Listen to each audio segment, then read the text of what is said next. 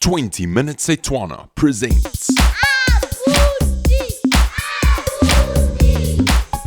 Hello, Abuti. Say hello to the children. Dumelang bana. What are we learning today? Ke o re ba. Oh, we're learning how to say I, he, she. We're learning about pronouns. So, the pronoun for you is wena. And the pronoun for I is nna. The pronoun for she is ene. And the pronoun for he is also ene. The pronoun for they is bone. And the pronoun for we is rona. Now let's use these pronouns in sentences. Abuti, how do you say I speak? Na ke a bua. Blah blah blah blah blah blah. Now how do you say he speaks? Ene o a bua. And how do you say she speaks? Ene o a bua. Blah, blah, blah, blah, blah, blah. Okay, stop for a second. Let me explain.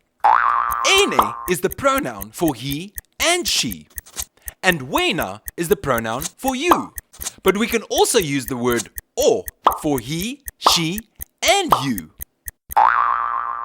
Are you confused? Let me explain some more. What is the pronoun for you? Wena. That's right, wena.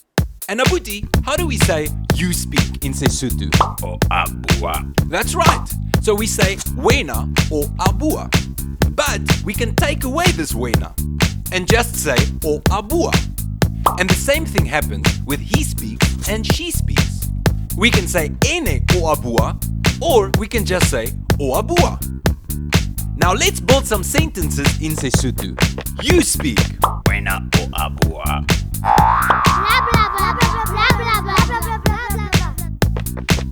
They speak. Ke bone ba bua.